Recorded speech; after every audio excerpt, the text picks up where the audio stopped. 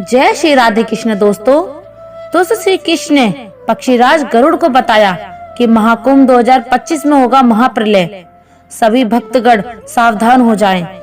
दोस्तों एक समय की बात है जब गरुड़ आकाश में अपने विशाल पंख फैलाए पृथ्वी का नजारा कर रहे थे। उनकी तेज दृष्टि हर कोने में झांक रही थी। जब उनका ध्यान प्रयागराज की ओर गया तो उन्होंने देखा कि वहां महाकुंभ का आयोजन चल रहा है और उस संगम तट पर लाखों लोग गंगा स्नान के लिए उमड़े हुए। चारों ओर गंगा, यमुना और अदृश्य सरस्वती के संगम का पवित्र माहौल था। वह दृश्य बहुत ही भव्य था, जहां पर जप तप और भक्ति की गूंज वातावरण को पवित्र बना रही थी। किंतु पक्षीराज गरुड़ की दृष्टि केवल बाहरी सौंदर्य तक ही सीमित नहीं थी। उनकी तीक्ष्ण आंखों से उस भीड़ के अंदर छुपी हर मनुष्य की भावनाओं और कर्मों को भी परखा, जिसे देख उनका हृदय विचलित हो गया। दोस्तों गरुड़ जी ने महाकुंभ की भीड़ में अनेकों विभिन्न प्रकार के लोगों को देखा, जिनके चेहरे पर आस्था और मुक्ति की उम्मीद तो थी, लेकिन उनके कर्मों की छाया भी स्पष्ट दिखाई दे रही थी। उन्होंने उन महिलाओं को भी देखा जिन्होंने अपने परिवार के प्रति अपने कर्तव्यों को त्याग कर अपने पति के अलावा पराये पुरुषों से अवैध संबंध बनाए थे, तथा उनके चेहरे पर एक विचित्र संयम और आशा थी, मानो गंगा के पवित्र जल में स्नान करते ही उनके जीवन के सारे दोष धुल जाएंगे। वहीं कुछ वृद्ध पुरुष भी थे जो अपनी संपत्ति और स्वार्थ के लिए अपने ही परिवार को सताते रहे। वह भी उस पावन संगम पर इस उम्मीद में आए थे कि एक डुबकी उनके पापों का भार हल्का कर देगी। पक्षीराज गरुड़ ने उन धोखेबाज व्यापारियों और भ्रष्ट अधिकारियों को भी देखा, जिन्होंने अपनी लालच और अनैतिक साधनों से आजीवन गरीबों तथा लाचारों को ठगा था। उनके भी मन में यह धारणा थी कि गंगा में स्नान करके वे अपने किए गए हर अन्याय और दुष्कर्म से मुक्त हो जाएंगे। उसी भीड़ में युवा वर्ग भी था, जिन्होंने नए जमाने और कलयुग के चलते अपनी नैतिकता और मर्यादा को भुला दिया था। वे अपने दुष्कर्म और दिशाहीन जीवन को सही दिशा देने की वजह गंगा के जल में समाधान खोज रहे थे। उन्होंने देखा कि कुछ लोग जो समाज में ईर्ष्या, घृणा और हिंसा को बढ़ावा देते हैं, कुछ चोरी करने के उद्देश्य थे, जो कुछ व्यापार करने के उद्देश्य वे सभी उस स्थान पर पवित्रता का आभास लेकर पहुंचे थे। गरुड़ जी ने यहाँ तक भी देखा कुछ लोग जो अपने पड़ोसियों से ईर्ष्या रखते थे, दूसरों की संपत्ति और अधिकारों पर लालच से नजर गड़ाए बैठे हुए थे। वे भी उस भीड़ का हिस्सा थे। वे मानते थे कि गंगा का स्पर्श उनकी आत्मा की शुद्ध कर देगा। उन सभी चेहरों पर पवित्रता पाने की आकांक्षा तो थी, लेकिन गरुड़ को उनके हृदय में सच्चे प्रायश्चित और सुधार का कोई भाव नहीं दिख रहा था। यह देखकर गरुड़ देव का हृदय व्याकुल हो उठा। उन्होंने सोचा, क्या गंगा का पवित्र जल सच में इतने भारी पापों का प्रायश्चित कर सकता है? क्या इन लोगों का उद्धार केवल एक डुबकी से संभव है, जबकि उनके कर्म और मन अब भी दूषित हैं? दोस्तों पक्षीराज गरुड़ के मन में सवालों का ज्वर उठ रहा था। वह सोचने लगे कि क्या यह भक्ति और आस्था का रूप है या केवल एक बाहरी आडंबर। अब उनके भीतर यही विचित्र प्रश्न गूंजने लगे और उन्होंने उनका उत्तर जानने के लिए गोलोक जाकर भगवान श्री कृष्ण से मिलने का निश्चय किया और फिर अपने सवालों का उत्तर खोजने के लिए गरुड़ देव गोलोक में पहुंचे। जैसे ही वे भगवान श्री कृष्ण के महल के समीप पहुंचे, उन्होंने देखा कि भगवान श्री कृष्ण एक स्वर्ण से बने सिंहासन पर विराजमान थे।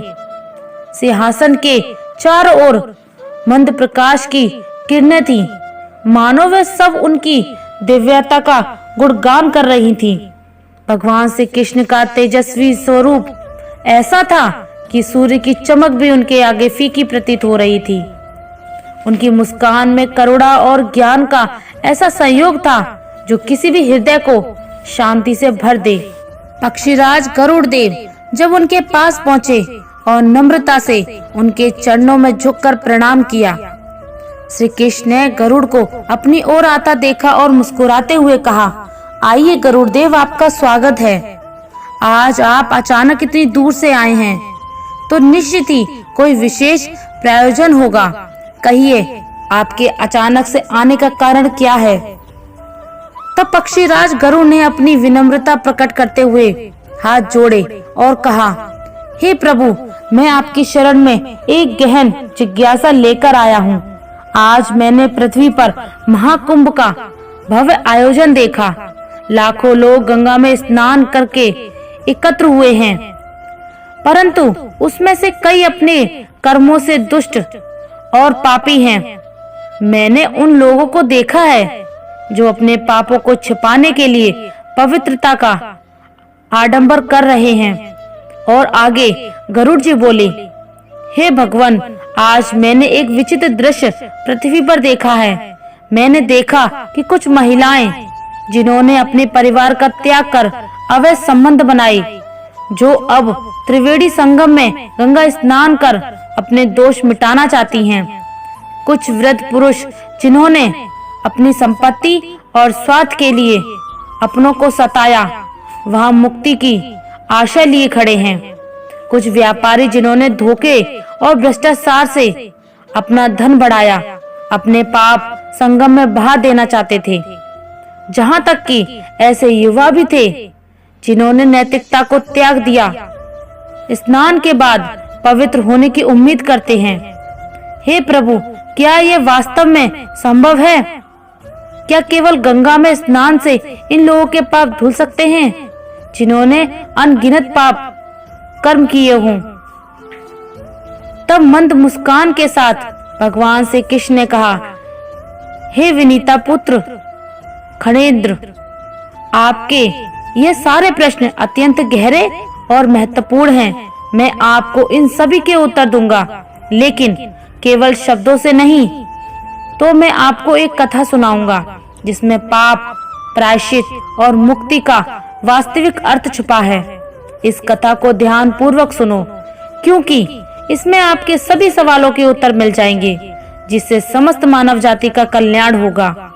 जब गरुड़ जी ने कहा, हे मधुसूदन, आपकी वाणी मेरे लिए पवित्र मार्गदर्शन है। कृपया मुझे ये कथा अवश्य सुनाइए। मैं इसे पूरे ध्यान से सुनने के और समझने के लिए तत्पर हूँ। तब आगे भगवान श्री कृष्ण ने कहा, हे पक्षीराज, आप ध्यान रखना कि ये कथा केवल सुनने के लिए नहीं है। इसे अंत तक समझना और आत्मसात करना भी अनिवार्य है। जो इस कथा को अधूरी छोड़ देता है, उसका पाप कभी नहीं मिट सकता। यह उसी प्रकार का है जैसे नदी के किनारे पहुंचकर उसे पार किए बिना लौट आना। जो इसे अंत तक सुनता है, वह सच्चे महाकुंभ स्नान का फल प्राप्त करता है। अब प्रेम पूर्वक गरुड़ जी ने कहा, हे गोविंदा, मैं आपको वचन देता हूँ कि इस कथा को अंत तक सुनूंगा और इसे अपने जीवन में उतारूंगा। और मैं यह संदेश भी दूंगा कि जो मनुष्य इसे अंत तक सुनते हैं, वे ही सच्चे प्रायश्चित और उद्धार का मार्ग पाते हैं।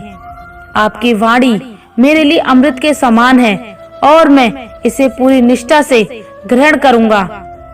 तब श्री कृष्ण कहते हैं, हे पक्षीराज, एक समय की बात है। तब गंगा के तट के समीप एक प्राचीन गांव था जिसका नाम काशीपुर था। इस गांव में एक ब्राह्मण सत्य प्रकाश अपनी पत्नी संध्या के साथ रहता था। वह दोनों ही सरल और धर्म परायण जीवन जीते थे। सत्य प्रकाश अपने ज्ञान और न्याय प्रियता के लिए प्रसिद्ध थे और संध्या अपनी करुणा तथा सद्गुणों के कारण पूरे प्रदेश में आदर की पात्र थी। वह मानो साक्षात भगवान राम माता सीता का जोड़ा हो। तभी महाकुंभ के समय पर गांव में हलचल मच गई थी। सत्य प्रकाश और संध्या अपनी छोटी सी कुटिया में बैठकर महाकुंभ जाने की तैयारी कर रहे थे।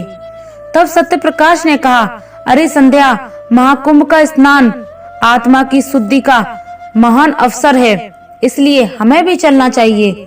संध्या ने मुस्कुराते हुए कहा, अजी आप ये सत्य कहते हैं, लेकिन मैं देख रही हूँ कि गांव में कई लोग ऐसे भी हैं जो केवल अपने पाप छुपाने के लिए जा रहे हैं। क्या गंगा सच में उनके पापों को शुद्ध कर पाएगी? तब सत्य प्रकाश ने गंभीर होकर कहा, अरे संध्या, गंगा स्नान तो केवल एक माध्यम है, किंतु वास्तविक शुद्धि तो मन और कर्मों की होती है। जो सच्चे हृदय से प्रायश्चित करते हैं वही इसका लाभ उठा सकते हैं। उनकी यह बातचीत चल रही थी कि तभी काशीपुर के ही एक दंपति धनराज और उनकी पत्नी रत्ना सत्य प्रकाश के घर आए। धनराज एक धनी व्यापारी था, लेकिन अपने कर्मचारियों का शोषण करने के लिए बदनाम था। रत्ना, जो अक्सर समाज की परवाह किए बिना अपने स्वार्थ में डूबी रहती थी, वह भी उनके साथ थी। तब धनराज ने हंसते हुए उपहास करते हुए कहा, पंडित जी, आप भी महाकुंभ जा रहे हैं और हम भी। मैंने तो सुना है कि गंगा में एक डुबकी लगाने से सारे पाप धुल जाते हैं। क्यों, आपके ज्ञान और शास्त्रों में तो यही लिखा है। क्यों, मैं भी सही कह रहा हूँ? उनके उपहास से भरे शब्दों को सुन सत्य प्रकाश ने शांत स्वर में उत्तर दिया, धनराज, ये सच है कि गंगा पवित्र है, लेकिन पाप केवल जल में स्नान से या डुबकी लगाने से नहीं धुलते। मन की शुद्धि और कर्मों का सुधार भी आवश्यक है। और तभी रत्ना ने व्यंग्य करते हुए कहा, तो क्या आप कह रहे हैं कि स्नान व्यर्थ है? तब संध्या ने मुस्कुराकर कहा, नहीं रत्ना, गंगा का स्नान तो एक प्रतीक है जो हमें प्रायश्चित और आत्मशुद्धि का संदेश देता है। लेकिन अगर हृदय में पाप का बोझ है और मन में कोई सुधार का भाव नहीं, तो स्नान से कुछ नहीं होगा। गांव में कई और लोग जो बैलगाड़ी में और रथों में महाकुंभ जाने की तैयारी कर रहे थे, इस संवाद को सुन रहे थे। वहां एक युवा जोड़ा मोहन और गौरी भी खड़ा था। तभी उनके बीच अपनी उपस्थिति को संबोधित मोहन ने कहा, पंडित जी, आप जो कह रहे हैं वह सच लगता है, लेकिन मैं देख रहा हूँ कि गांव के कई लोग जो दूसरों को सताते हैं, वह भी गंगा में स्नान करने जा रहे हैं। क्या भगवान उनके पापों को माफ करेंगे? तब सत्य प्रकाश ने उत्तर दिया, भगवान न्याय प्रिय हैं। वे केवल उनके ही पाप माफ करते हैं जो सच्चे दिल से प्रायश्चित करते हैं और आगे से सही रास्ते पर चलने का संकल्प लेते हैं। वही दूसरी और सभी लोग अपने और बैलगाड़ियों में बैठकर महाकुंभ की ओर रवाना हुए। रास्ते में लोग अपने अपने अनुभव साझा कर रहे थे। कुछ लोग अपनी चिंताओं और पापों के बारे में सोच रहे थे, तो कुछ गंगा के पवित्र जल के स्पर्श के लिए उत्सुक थे। जब काशीपुर के लोग महाकुंभ में पहुंचे, तो गंगा के पवित्र संगम पर स्नान के बाद रात को तंबुओं में विश्राम करने चले गए। तभी अचानक विचित्र घटना घटती है। वहां आधी रात को कुछ तंबुओं में आग लग गई और देखते ही देखते उस आग ने अनेक तंबुओं को अपनी चपेट में ले लिया। अब वह आग इतनी तेज बढ़ रही थी कि चारों ओर अराजकता फैल गई। वहां के लोग जान बचाने के लिए इधर उधर भागने लगे। महिलाओं ने अपने बच्चों को बाहों में भर लिया और बुजुर्ग जिनसे कुछ भी नहीं हो पाता था या फिर अपाहिज थे, वे बेचारे वहीं स्तंभ होकर भगवान को पुकारने लगे। तो कुछ युवाओं आगे बढ़कर आग बुझाने की कोशिश की, लेकिन वे लपेटे और भयंकर हो गए। अब चारों ओर भय और चीख पुकार मच गई, हे प्रभु, हमें बचाओ, हमारी रक्षा करो। लोग बार बार ईश्वर को पुकार रहे थे, ईश्वर अब तू ही सहारा है हमारा। कि तभी आग और धुएं के बीच एक तेजस्वी साधु प्रकट हुए। उनके हाथ में एक पीले रंग का त्रिशूल था, मानो वह स्वर्ण से बना हो, और उनका मुख दिव्यता से चमक रहा था। उनकी उपस्थिति से जैसे समय थम गया। तब उस तेजस्वी साधु ने अपनी आंखें बंद की, ध्यान लगाया और अपने त्रिशूल को आकाश की ओर उड़ाया। कुछ मन ही मन मंत्रों का जप किया, जिससे कुछ ही क्षणों में उसकी दिव्य शक्ति ने आग को शांत कर दिया। लोग ये चमत्कार देखकर स्तंभ रह गए। भयभीत और थके हुए लोग साधु के चरणों में गिर पड़े। तो कुछ रो रहे थे, तो कुछ उनकी ओर श्रद्धा से देख रहे थे। अब व्यापारी धनराज ने कांपते हुए पूछा, महाराज जी, आपने हमारी रक्षा की है, कृपया हमें बताइए कि आपने ये कैसे किया। हम इस विपत्ति से क्यों और कैसे बचे। तब उस तेजस्वी साधु ने शांत और करुणामय स्वर में उत्तर दिया, मैं केवल एक माध्यम हूँ। तुम्हारी प्रार्थना ने मुझे यहाँ खींचा, लेकिन याद रखो, ये आग केवल तुम्हारे तंबुओं में नहीं लगी थी। ये आग तुम्हारे कर्मों की थी, जो तुम्हारे भीतर जल रही थी।